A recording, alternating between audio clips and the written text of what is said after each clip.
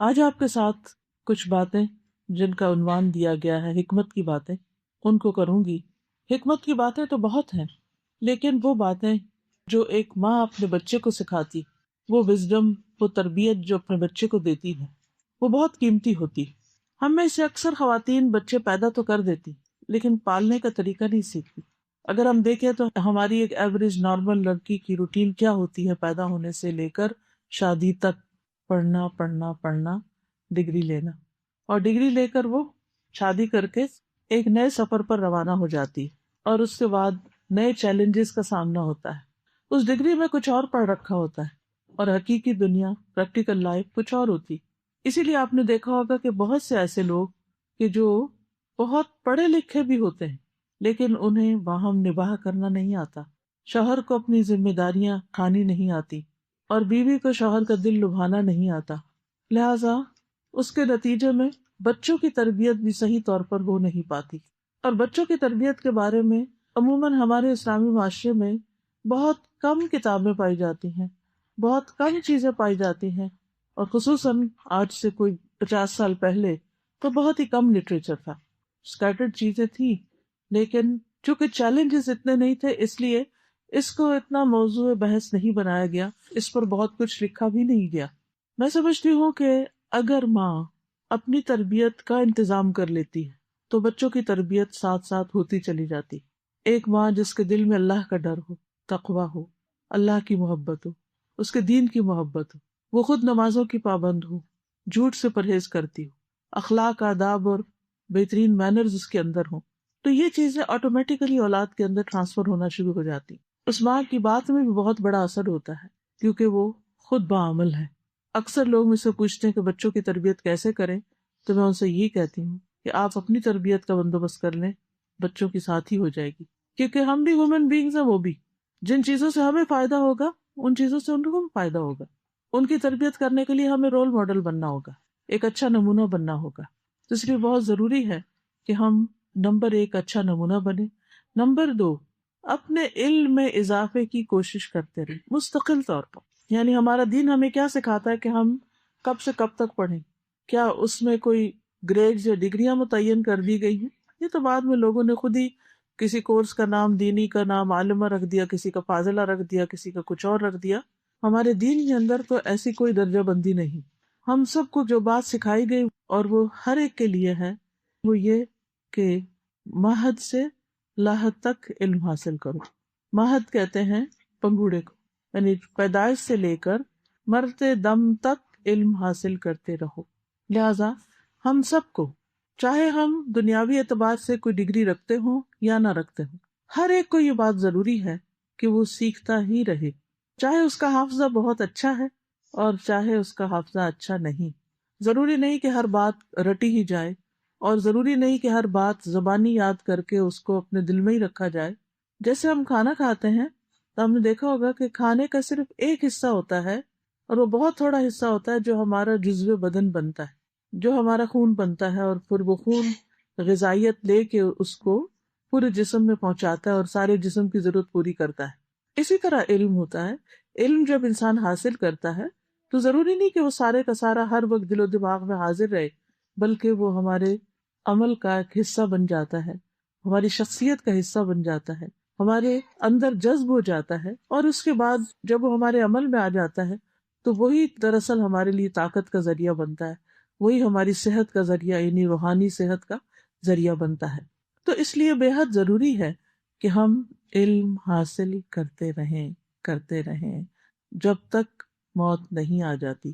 اور ہمارے دین میں علم حاصل کرنے کو عبادت قرار دیا گیا ہے کہ یہ عبادت ہے، افضل عبادت ہے، کیونکہ کوئی عبادت اس کے بغیر ہو ہی نہیں سکتی، حتیٰ کہ انسان کا ایمان بھی اس کے بغیر درست نہیں ہو سکتا جب تک وہ علم حاصل نہیں کرتا۔ اسی لیے قرآن مجید میں آتا ہے فَاعْلَمْ أَنَّهُ لَا إِلَهَ إِلَّا اللَّهُ، علم حاصل کرو، جان لو کہ اللہ کے سوا کوئی الہ نہیں، یعنی اللہ کے ایک الہ اور ایک معبود ہونے کے لیے بھی تمہیں علم حاصل کرنا چاہیے، دلائل کے ساتھ، یقین کے ساتھ، روشنی کے ساتھ، پورے شرح صدر کے ساتھ اللہ پر ایمان ہونا چاہیے، ہمارا اپنا بھی اور ہمارے بچوں کو بھی۔ صرف اس لیے نہیں ہونا چاہیے مسلمان گھرانے میں پیدا ہوئے، اگر ہم اس سے باہر نکلیں گے تو ہمارے لیے بڑی مشکل ہو جائے گی، نہیں، اس لیے کہ واقعی اللہ ایک ہے، واقعی دین اسلام سچ ہے، واقعی قرآن اللہ کی کتاب ہے، اور واقعی محمد رسول اللہ صلی اللہ علیہ وسلم آخری نبی ہے اور حق لے کر آئے ہیں۔ ان باتوں کا ہمیں اور ہمارے بچوں کو اچھی طرح دلائل کے ساتھ پتہ ہونا چاہیے اور اس چیز کا باقاعدہ علم حاصل کرنا چاہیے۔ اس کے بعد اللہ سبحانہ تعالیٰ کے ساتھ جب تعلق درست ہوتا ہے انسان کا، اور انسان اللہ تعالیٰ کو پہچان لیتا ہے، اس کے دل میں ایمان آ جاتا ہے، اللہ کی محبت آ جاتی، اس کی خشیت آ جاتی ہے، اور اس کے ساتھ ایک ون آن ون بیس پر کنیکشن ہو جاتا ہے، تو پھر انسان کا دل چاہتا ہے کہ اس کے آگے جھکے، اس کی عبادت کرے اور اس کو اپنا رب مانے۔ پھر نماز پڑھنا اس کے لیے بوجھ نہیں ہوتا، بلکہ وہ خوشی سے نماز ادا کرتا ہے۔ پھر اسی طرح باقی جو ذمہ داریاں ہیں، چاہے مال سے متعلق ہیں یا جاب سے متعلق ہیں، ان کو بھی وہ خوشی سے پوری کرتا ہے، کیونکہ وہ ان کو اپنے فرائض کی ادائیگی کا حصہ سمجھتا ہے۔ اللہ تعالیٰ کے ساتھ تعلق درست ہونے کے بعد وہ بندوں کے ساتھ جو معاملہ کرتا ہے وہ معاملہ بھی بہت بہترین ہوتا ہے۔ وہ کیسے؟ وہ اس طرح کہ ہمارا دین ہی ہمیں سکھاتا ہے، علم سے ہی یہ بات پتہ چلتی ہے کہ والدین کا ہم پر حق ہے، اور انسانوں میں سے سب سے پہلا حق والدین کا ہی ہے۔ ہماری رشتہ داروں کا ہم پر حق ہے، یتیموں اور مسکینوں کا ہم پر حق ہے، یعنی تمام انسانوں کا حق کیسے ادا کرنا ہے اور وہ حق کیا ہے، یہ ہمارا دین ہی ہمیں سکھاتا ہے۔ تو جو شخص جتنا زیادہ پڑھتا چلا جاتا ہے، پھر اس کو اپنی غلطیاں، کوتاہیاں، خطائیں بھی نظر آنے لگتی ہیں، اور اگر وہ سچے دل سے اللہ کو راضی کرنا چاہتا ہے تو پھر اس کے لیے وہ کوشش بھی کرتا ہے، اور اس طرح اس کا معاملہ بندوں سے بھی درست ہو جاتا ہے۔ پھر اسی طرح اس کو یہ بھی پتہ چل جاتا ہے کہ میرے اوپر میری اولاد کی طرف سے بھی بہت سی ذمہ داریاں، مجھے اس دین پر صرف خود عمل نہیں کرنا بلکہ اپنے بچوں اور اپنی آئندہ نسلوں کو بھی اس راستے پر چلانا ہے۔ تو اس لیے بہت ضروری ہے کہ ہم قرآن و حدیث اور سیرت کے علاوہ عام نیک اچھے سمجھدار لوگوں کی باتوں کو بھی پڑھتے رہیں، سمجھتے رہیں اور ان پر عمل کرتے رہیں، کیونکہ جب انسان اپنے آس پاس بکھری ہوئی حکمت کو سمیٹتا ہے تو یہ بھی ہمارے ہی دین کا ایک حصہ ہے۔ حکمت جو ہے وہ مومن کی متاع ہوتی ہے، فائدہ اٹھانے کی چیز ہوتی، جہاں سے بھی وہ پائے اس کو لے لو۔ تو آئیے آج آپ ایک فرضی خاتون ہیں یہ، جن کی زبان سے کچھ باتیں کہلوائی گئی ہیں۔ کتاب کا نام ہے وصایا ام حکیمۃ لابنہا، وصایا وصیت ام حکیمۃ، ام حکیمہ کی، لابنہا اپنے بیٹے کے لیے، ام حکیمہ کی وصیتیں اپنے بیٹے کے لیے، یا ام حکیمہ کی نصیحتیں اپنے بچے کو۔ اب یہ ام حکیمہ جو ہے ایک فرضی کردار ہے، دوسرے لفظوں میں یوں کہنا چاہیے کہ ماں کی نصیحتیں بچے کو۔ اب ہر ماں کو اپنے بچے کو یہ چیزیں بتانی چاہیے، سکھانی چاہیے۔ وہ کیا ہیں؟ انشاءاللہ ہم اس کے ٹیکسٹ کو پڑھیں گے، اور اس کے ٹیکسٹ کو پڑھ کر اس میں جو ایکسٹرا باتیں ہوں گی، نوٹس اپنے لیے، اپنی یاد دہانی کے لیے وہ سامنے لکھتے جائیں گے، اور آپ اپنے بچوں کو، یا اگر آپ کوئی اسکول میں پڑھاتے ہیں، یا آپ اگر بچوں کو ناظرہ مثلاً پڑھاتے ہیں یا اور کوئی کلاسز لیتے ہیں، تو بہتر یہ ہے کہ آپ اس کو تھوڑا تھوڑا کر کے، قطرہ قطرہ کر کے آگے بھی ڈیلیور کر دیں، اور اگر بک گھر میں ہوگی تو بچے خود بھی پڑھ لیں گے، کیونکہ انگلش میں بھی ہے، اس میں اردو میں بھی ہے اور عربی میں بھی ہے۔ اصل ٹیکسٹ جو ہے وہ عربک کا ہے، لیکن اس کا پھر ترجمہ کر کے ہم نے چھاپا ہے، کیونکہ باتیں بڑی خوبصورت تھیں۔ تو وصایا ام حکیمۃ لابنہا، چونکہ عربی عبارت بھی ہے، تو جو مزہ عربی پڑھنے میں ہے اور سمجھنے میں وہ اردو اور انگلش میں نہیں، تو اس لیے میں عربی ساتھ پڑھوں گی اور اس کے بعد ایک ایک بات کو لے کر ہم ڈسکس کریں گے۔ وہ کہتی ہے بنیا، اے میرے پیارے بچے، چھوٹے سے بچے، ایاک ان تتکلم فی الاشیاء وفی الناس، بچو تم چیزوں اور لوگوں کے بارے میں باتیں کرنے سے، الا بعد ان تتأکد من صحت المصدر، مگر اس کے بعد کہ تم اس کے سورس یا اس کے ماخذ کے صحیح ہونے کا یقین کر لو۔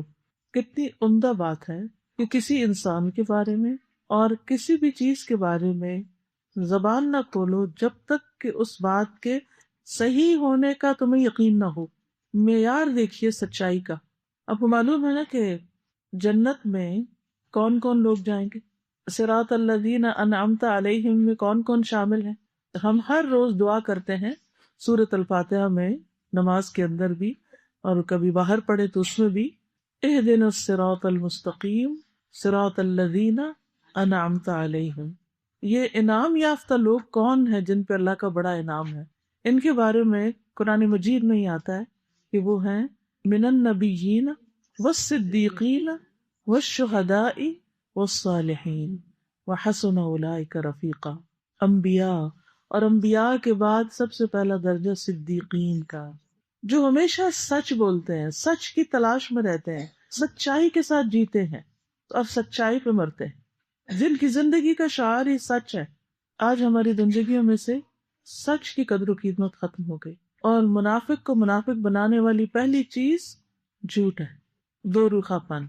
اب آپ دیکھیں، اگر ہم اس اصول کو اپنے لیے لے لیں کہ کسی چیز کے بارے میں کچھ نہیں کہنا جب تک کہ پکا یقین نہ ہو، اور کسی انسان کے بارے میں کوئی بات نہیں کرنی جب تک کہ ہم نے پوری طرح جان نہ لیا ہو کہ واقعی وہ ایسا ہے، تو ہماری کتنے فیصد باتیں ختم ہو جائیں گی۔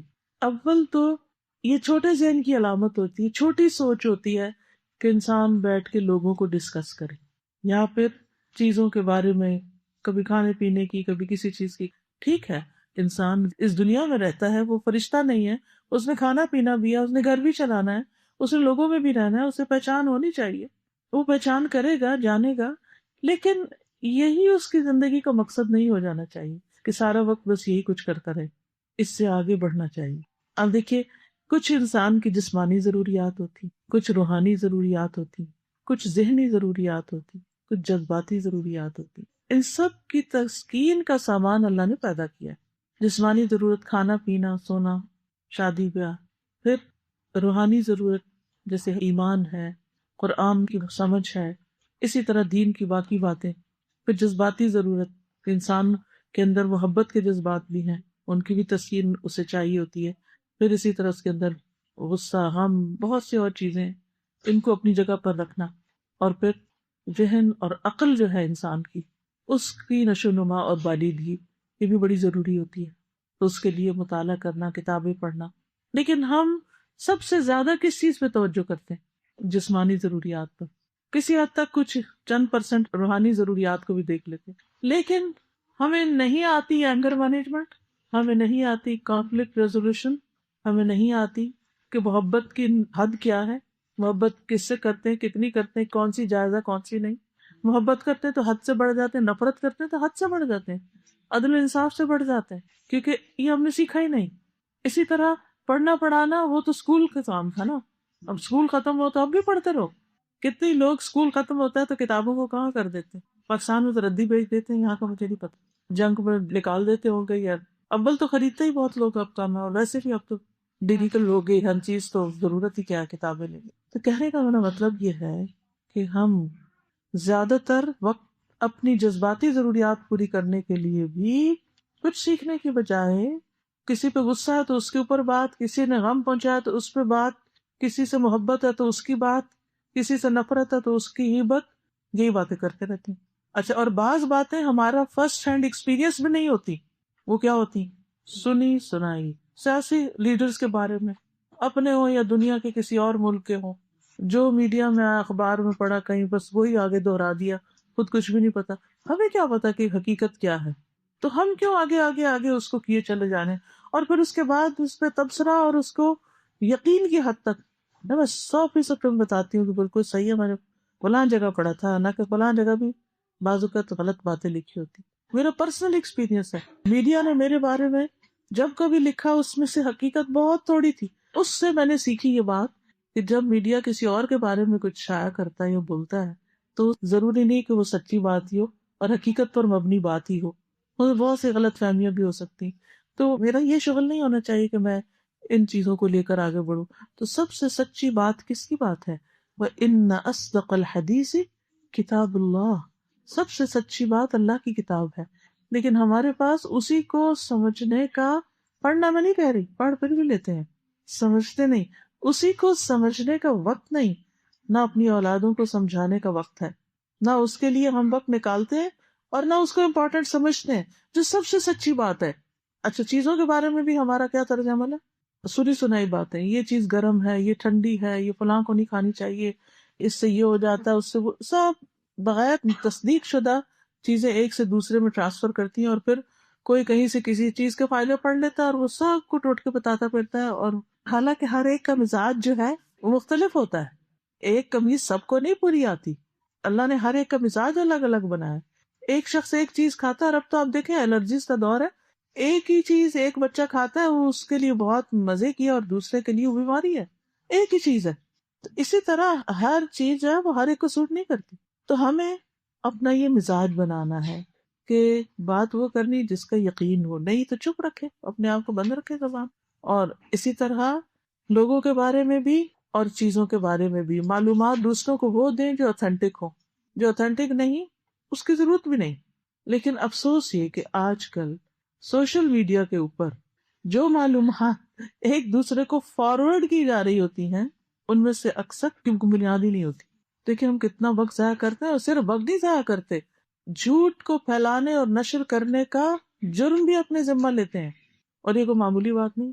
ایسے شعر جو علامہ اقبال کے نام سے بھیج رہے ہوتے ہیں، جو بخاری اور مسلم کی احادیث نہیں، اس کے نیچے بس بات کسی کی کہیں کی لکھ کے نیچے لکھا بخاری.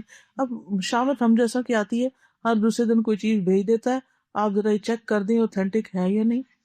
ہاں آپ دیکھیے کہ ہم ہر وقت جو ہی نکالتے رہیں گے، یہ غلط ہے، یہ غلط ہے، یہ غلط ہے، یہ غلط ہے.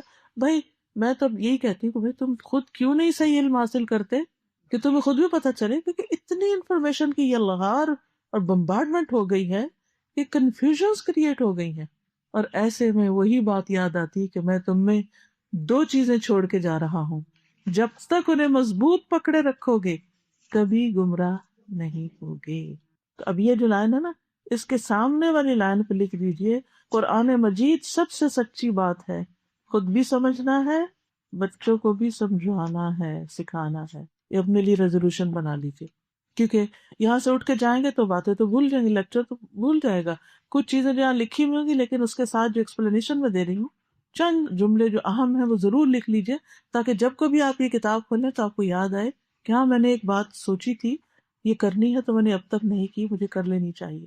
اور اب الحمدللہ آپ دیکھیے کہ ہر جگہ پر انتظامات موجود ہیں، کلاسز بھی ہو رہی ہیں، اور اس کے علاوہ آن لائن بھی کلاسز موجود ہیں، اوتھینٹک ویب سائٹس بھی موجود ہیں. الحمدللہ علم حاصل کرنا، پہلے تو دور دراز لوگ جایا کرتے تھے، اب گھر بیٹھ کے بھی بہت سی چیزیں اویلیبل ہو جاتی، آپ کی قریب کی ویسینٹی میں بھی سب کچھ موجود ہوتا ہے. اور اپنے لیے اصول یہ بنانا ہے کہ جس چیز کی مجھے حقیقت نہیں پتہ میں نے اس کو فارورڈ نہیں کرنا. آپ نہیں فارورڈ کیجیے. دیکھیے ایک گروپ میں مثلا 256 لوگ ہوتے ہیں، جب ہم ایک فضول بات اس میں شیئر کر دیتے ہیں تو 256 پیپل کا نقصان ہوتا ہے. اگر صرف 1 منٹ کی چیز بھی ہے تو 256 منٹ آپ نے لوگوں کے ضائع کر دیے. اور غلط علم پھیلایا، اس کی پوچھ ہوگی، پکڑ ہوگی آپ سے، اس کا جواب دینا ہوگا آپ نے. خصوصاً اگر نبی صلی اللہ علیہ وسلم پر جھوٹ باندھا جائے. حدیث میں آتا ہے من کذب علی متعمدا فلیتبوأ مقعدہ فی النار، جو مجھ پر جان بوجھ کے جھوٹ بولے اسے چاہیے کہ اپنا ٹھکانہ جہنم میں بنائے.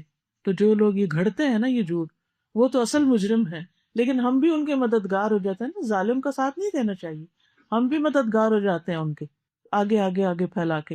اور جو وہ بہت شہرت پکڑنے لگتی، اب آپ دیکھیے جیسے سوشل میڈیا ہی ہے یا ویسے یوٹیوب ہے، یوٹیوب پر اگر کوئی چیز وائرل ہو جاتی ہے تو آپ کو معلوم ہے نا کہ اس بندے کو بہت سے اشتہار ملنے لگتے ہیں، اور وہ بہت سا مال اکٹھا کر لیتا ہے اس جھوٹ کے ساتھ. تو اب بہت سی چیزیں لوگ ایسی اپلوڈ کر دیتے ہیں جو ان کی نہ اپنی بنائی ہوئی ہوتی ہیں یا نہ ان کا اپنا حق ہوتا ہے، کسی اور کی اٹھا کے اپنے اوپر ڈال کے اور اس سے پیسے کمانا شروع کر دیتے ہیں. محنت کسی کی، پیسہ کوئی اور کما رہا ہے. تو یہ بھی کتنی غلط بات ہے. تو اس لیے بہت ضروری ہے کہ نمبر 1 ہم کوئی ایسی بات نہ کریں. اور یہ چیز ہماری زندگی تو پھر گزر گئی، اور ہم تو بڑی خواتین تو عموماً اتنی زیادہ ان چیزوں پہ اتنی دلچسپی بھی نہیں لیتی، لیکن دیکھیے کہ بچوں کے لیے کتنا ضروری ہو گیا کہ ان کو گائیڈ لائن دی جائے. یعنی یہ باتیں بہت پرانی باتیں ہیں، لیکن کس طرح ہر دور میں فائدہ مند ہیں. وَإِذَا جَاءَكَ أَحَدٌ بِنَبَإٍ فَتَبَيَّنْ قَبْلَ أَن تَتَهَوَّرَ، جب کوئی تمہارے سامنے کوئی خبر لائے تو جلدی کرنے سے پہلے اس کی تحقیق کرو. وَإِيَّاكَ وَالشَّائِعَةَ، اور مشہور خبر پر یقین کرنے سے بچو. اچھا بعض اوقات لوگ جیسے 1 اپریل ہوتا ہے تو اس میں لوگوں کو فول بنانے کے لیے 1 اپریل فول بڑے بڑے جھوٹ بول دیتے ہیں. کوئی مشہور کر دیتا ہے محمد علی کلے جب ابھی فوت نہیں ہوا تھا تو محمد علی کلی فوت ہو گیا، فلاں فوت ہو گیا. اب اس طرح کی باتیں وقتی طور پر امیوزمنٹ کے لیے لوگ مشہور کر دیتے ہیں، لیکن بہت بڑا جھوٹ ہے جس میں شریک ہوتے ہیں. تو خواہ آپ کے پاس کوئی خبر آئے یا آپ کہیں سے پڑھیں، اور خصوصاً جو بہت مشہور ہو جائے، اس کے بارے میں بھی فوری فوری اس کی تصدیق نہ کرو. نبی صلی اللہ علیہ وسلم پر بعض حدیثیں جھوٹی گھڑی گئیں اور وہ اتنی مشہور ہوئیں کہ اگر کسی کو یہ بتایا جائے نا کہ یہ جھوٹی ہے بات، یہ آپ نے نہیں فرمائی، تو لگے دیکھو ہر کوئی یہ بتاتا ہے، ہم نے تو بچپن سے پڑھی ہے. نہیں، کوئی ضروری نہیں ہے کہ بچپن سے پڑھی تو سچ ہوگی. مثلاً وہ ایک مشہور حدیث ہے چین جانے والی. علم حاصل کرنے کے لیے اگر چین بھی جانا پڑے تو چلے جاؤ، یہ کوئی حدیث نہیں ہے. نہ ہی نبی صلی اللہ علیہ وسلم نے لوگوں کو علم حاصل کرنے چین بھیجا. ہاں، اگر آپ کی اپنی چوائس ہے جانے کی، آج کل بہت سے لوگ میڈیکل وہاں جا کے پڑھ لیتے ہیں اور جلدی یا سستی ڈگری کر لیتے ہیں، تو ٹھیک ہے چلے جائیں اگر آپ کے لیے کنوینئنٹ ہے. لیکن نبی صلی اللہ علیہ وسلم نے بالکل نہیں فرمایا. اسی طرح کی اور بھی مشہور مشہور باتیں کچھ ہوتی ہیں کہ جو آپ کی حدیث نہیں ہوتی، لیکن وہ جھوٹی باتیں ہوتی ہیں جو آپ کے نام لگا دی گئی. آپ کے نام کیوں لگا دی گئی؟ کیونکہ لوگ یقین کر لیں گے. کیوں یقین کر لیں گے؟ کیونکہ آپ سب سے سچے اور امین تھے، صادق اور امین تھے. پھر کہتی ہیں لا تصدق کل ما یقال ولا نصف ما تبصر، نہ تم تصدیق کرو، نہ تحقیق کرو ہر اس بات کی جو کہی جاتی ہے، اور نہ آدھی اس کی جو تم دیکھتے بھی ہو. یعنی سنی سنائی باتوں کی تو تصدیق کرو ہی نہیں جب تک کہ اس کے سورس کا پتہ نہ ہو. اور ایون اگر تم کوئی چیز دیکھ بھی لیتے ہو تو پھر بھی بینیفٹ آف ڈاؤٹ دو، کیونکہ ہو سکتا ہے کہ ایک چیز کو دیکھ کر تم کچھ سمجھے جبکہ اس کی حقیقت کچھ اور ہی تھی. اس کی مثال واقعہ افک ہے. کس کس کو پتا ہے واقعہ افک کا؟ الحمدللہ جنہوں نے دورہ قرآن سنا ہو ان کو ضرور پتا ہوتا ہے یہ واقعہ کیا ہے. یہ واقعہ ہے نبی صلی اللہ علیہ وسلم کی بہت پیاری بیوی حضرت عائشہ صدیقہ رضی اللہ تعالیٰ عنہا پر الزام لگ گیا تھا کسی شخص کے ساتھ ملوث ہونے کا، صفوان بن معطل کے ساتھ. حالانکہ اس بات میں کوئی حقیقت نہیں تھی، مگر منافقین نے اتنا پروپیگنڈا کیا کہ لوگوں نے اس کو کچھ نے تو سچ ہی مان لیا اور آگے بھی بات کر دی، جن میں تقریباً سارے منافقین شامل تھے، اور کچھ سچے مومن بھی اس جھوٹے پروپیگنڈے سے متاثر ہو گئے. حالانکہ بات بالکل جھوٹ تھی. وہ کیا تھی کہ حضرت عائشہ پیچھے رہ گئی تھی لشکر سے، اور جن کی ڈیوٹی تھی سامان وغیرہ کو اور پیچھے رہی بچی کچی چیزیں دیکھنے کو، وہ جب آئے تو انہوں نے دیکھا کہ حضرت عائشہ ہے اور سوئی ہوئی ہیں اور قافلہ جا چکا ہے. تو انہوں نے انا للہ پڑھا اور وہ جاگ اٹھی اور ان کے آگے اونٹ کر دیا، وہ بیٹھ گئی اور وہ ان کو لے کے مدینہ. جو ہے وہ مدینہ میں انٹر ہوئے ان کو لے کر، تو کہا کہ یہ نبی کی بیوی تو نعوذ باللہ پیچھے رہی ہے اس شخص سے دوستی کی وجہ سے اور کوئی برا کام کر کے آئی ہے. کتنا بڑا جھوٹ تھا اور کتنا اس کو عام کر دیا گیا، صرف اس لیے کہ اب عبداللہ بن ابی کیا کہتا ہوگا کہ میں نے اپنی آنکھوں سے دیکھا ہے اس کو ساتھ آتے بھی. تم نے آنکھوں سے دیکھا ہے صفوان کو حضرت عائشہ ایک طرح سے ان کو فیور کر کے ان کو لاتے ہوئے، تم نے یہ تھوڑی دیکھا کہ نعوذ باللہ اس نے کوئی برا کام. اور یہ ضروری تو نہیں کہ اگر کوئی مرد کسی عورت کے ساتھ کسی جگہ اکیلا دیکھا گیا تو وہ ضرور کوئی برا ہی کام کر کے بیٹھے ہو، یہ تو حق نہیں. اسی لیے اس چیز سے منع کیا گیا کہ کوئی عورت کسی مرد کے ساتھ اکیلی نہ بیٹھے، کیونکہ اس سے لوگوں کے اندر شکوک و شبہات پیدا ہو جاتے ہیں اور وہ گھروں میں لڑائیاں فساد شروع ہو جاتے ہیں. میں ساسکیٹون میں تھی پچھلے ہفتے، تو مجھے کسی نے بتایا کہ یہ بچی بہت پیاری سی بچی ہے، بہت اچھی، بہت بااخلاق سی، لیکن ہسبینڈ وائف کے بیچ میں لڑائی ہو گئی ایک بات پر. وہ یہ تھی کہ لڑکی کے جو پیرنٹس تھے وہ بہت ماڈرن تھے اور ان کے اندر کزنس کے ساتھ ہاتھ ملانا، حگ کرنا، بیٹھنا، ہنسی مذاق کرنا کو برا نہیں سمجھا جاتا. لیکن شوہر کا جو خاندان تھا وہ ذرا ریزرو قسم کا تھا.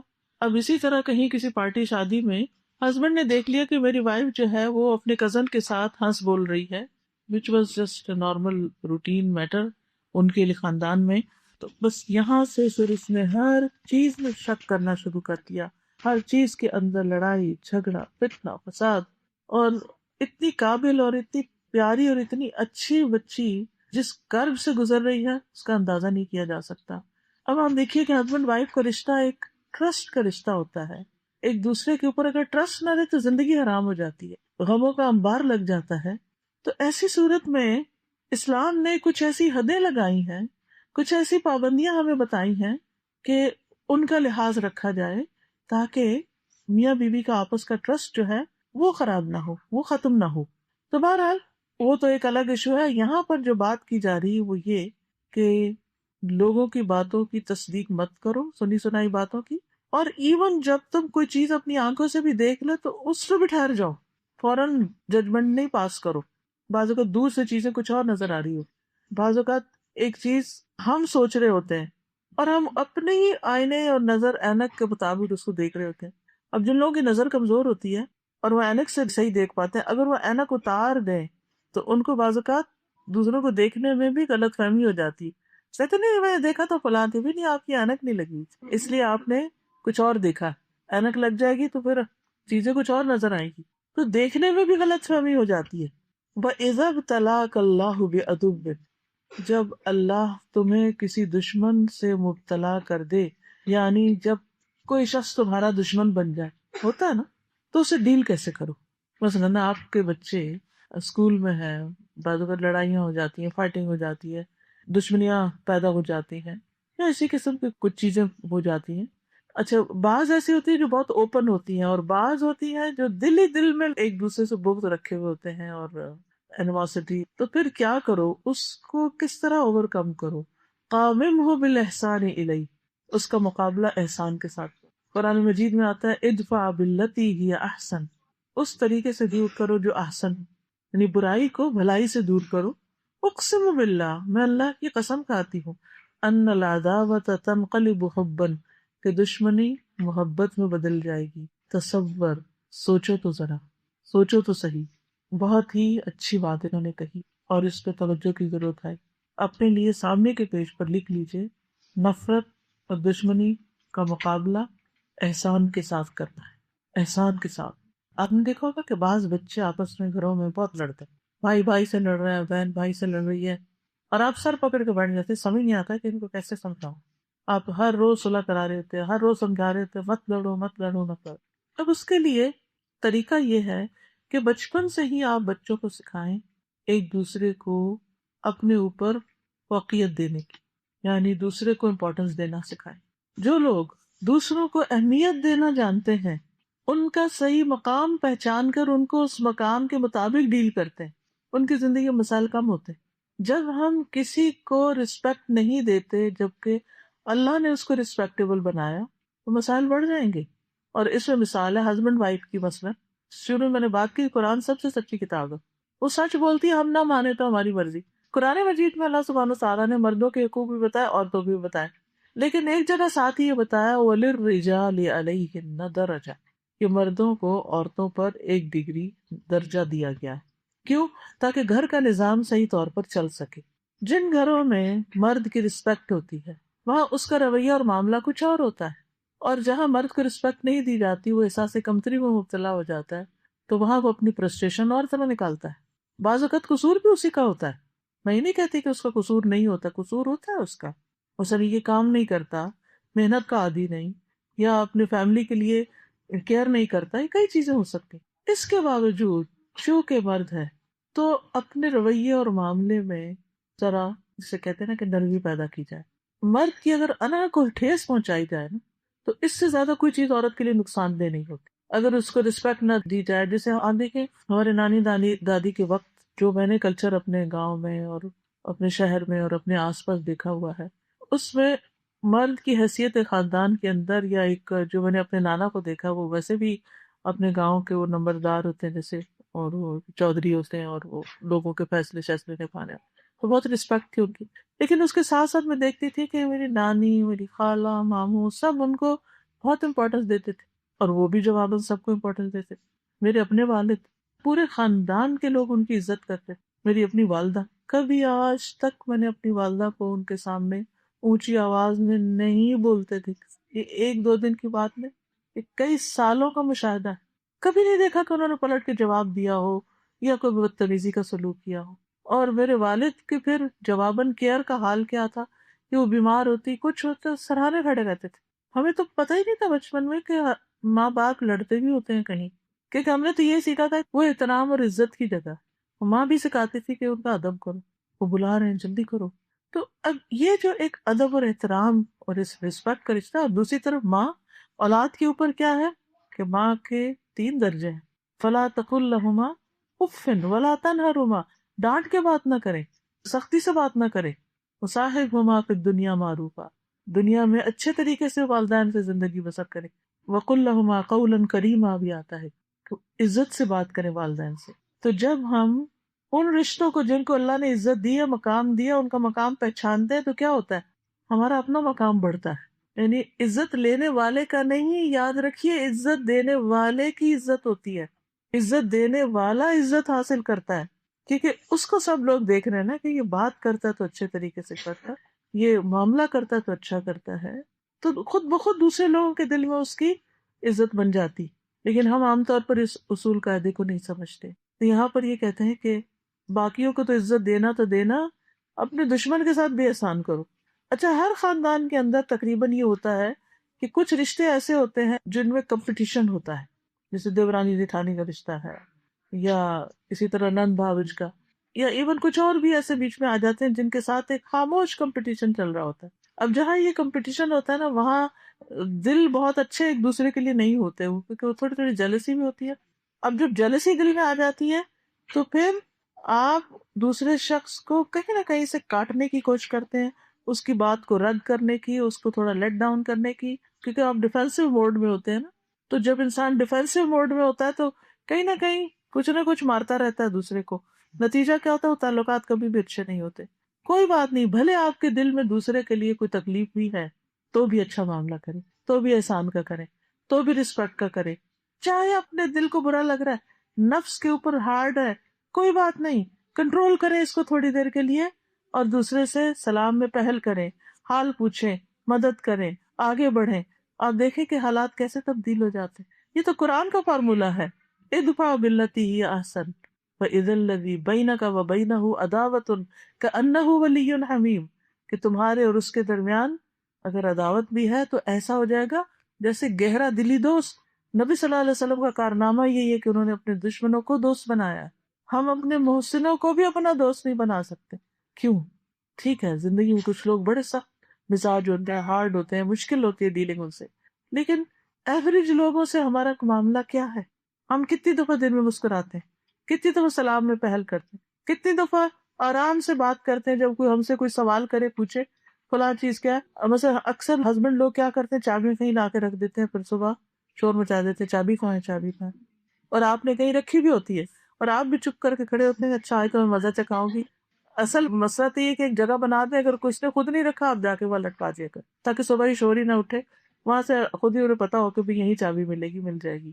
چھوٹی چھوٹی چیزوں سے بدمزگیاں شروع ہوتی ہیں، اور پھر اس وقت ہمارا رویہ جو ہوتا ہے وہ بہت تلخ ہو جاتا ہے، جس سے وہ تلخی لے کے نکلتے ہیں اور آپ تلخی لے کے پیچھے رہتی ہیں، اور زندگی جو ہے وہ دوبھر سے دوبھر ہوتی چلی جاتی ہے. تو اب کسی کو تو پہل کرنی ہے نا، تو نفرتوں کو ختم کریں. اور جو ابتدا کرتا ہے اچھے رویے کی، اس وقت بہت بھاری ہوتا ہے نفس پر کہ اس نے مجھے ہرٹ کیا تو میں تو نہیں، میں تو بولوں گی بھی نہیں. 3 دن میں وہ ہرٹ ٹھنڈی ہو جانی چاہیے، اور اس کے بعد یہ ہے کہ جو پہل کرے گا سارا ثواب اس کو مل جائے گا. 2 سلام کرنے والوں میں جو پہل کرتا ہے اس کا اجر زیادہ ہوتا ہے، کیونکہ ہمارا دل ہمیں کنٹرول کیے ہوئے، نفس کنٹرول کیے ہوئے، تو ہم یہ کر نہیں پاتے. تو آگے کیا ریزولوشن بنائیں گے، کیا لکھیں گے سامنے والے پیج پر؟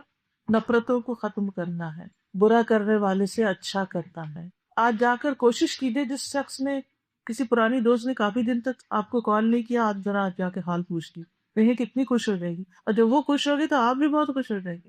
یا کسی ایسے رشتے کو جو منتظر رہتا ہے آپ کا، خاص طور پر ہمارے ماں باپ اگر دور ہو تو منتظر رہتے ہیں، سسرال والے تو اور بھی زیادہ، کہ کیا کرتے، کہہ بھی نہیں سکتے ہو لیکن دل بھی ان کا چاہ رہا ہوتا ہے کہ ہمیں پوچھ لیں، پوچھ ہی لیں. عموماً شکوہ کیا ہوتا، اس نے تو مجھے پوچھا تک نہیں، اس نے مجھے اگنور کر دیا. یہ اگنور کرنے کی فیلنگ جو بڑی تکلیف دہ ہوتی ہے. آپ کسی شادی میں گئے ہیں، کسی پارٹی میں گئے ہیں، آپ کسی کو گلے لگا لگا کے مل رہے ہیں، اور وہ بزرگ بوڑھی ساس آپ کی شکل دیکھ رہی ہے کہ کب فارغ ہوگی دوستوں سے جو میرے پاس یہ ہے. ہم چونکہ اس مقام پہ ابھی پہنچے نہیں نا، تو ہمیں پتہ بھی نہیں ہوتا کہ ان کی فیلنگز کیا ہے. نہیں تو جو بڑے ہوتے ہیں تو پھر احساس ہوتا ہے کہ بزرگوں کے پاس جا کے سلام کر کے ان کی دعا لینا زندگی میں کتنی خوشیاں لے آتا. بعض اوقات ایسا ہوتا ہے کہ بچوں کا قصور ہوتا ہے، ماں باپ کا نہیں ہوتا، تو ہم بچوں کے قصور کی سزا ان کے ماں باپ کو بھی دے رہے ہوتے ہیں، حالانکہ ان کا نہیں، ویسے خالہ کے گھر رشتہ ہوا، ماموں کے گھر ہوا، نہیں بنی، اب خالہ ماموں سے بھی کاٹ لی، بھائی کیوں؟ نہیں، انہوں نے اس وقت حق کی بات نہیں کی، حق کیا وہی ہے جو آپ کہتے ہیں، یعنی کہ ہم کیا چاہتے ہیں، یا تو لوگ ہماری حمایت میں بولے ورنہ وہ سب ہماری دشمن ہے، یا ہم ان سے دشمنی مول لے رہے ہیں۔ یہ ضروری تو نہیں ہوتا کہ ہر شخص آپ کے حق میں ہی بولے، اس لیے بہت ضروری ہے کہ برا کرنے والوں کے ساتھ اچھا کرنا، اور اللہ کی خاطر اور اللہ کے چہرے کی خاطر، اور یہ ہو نہیں سکتا جب تک صبر نہ ہو، اور صبر کرنے والوں کا اجر بے حساب، بے حساب۔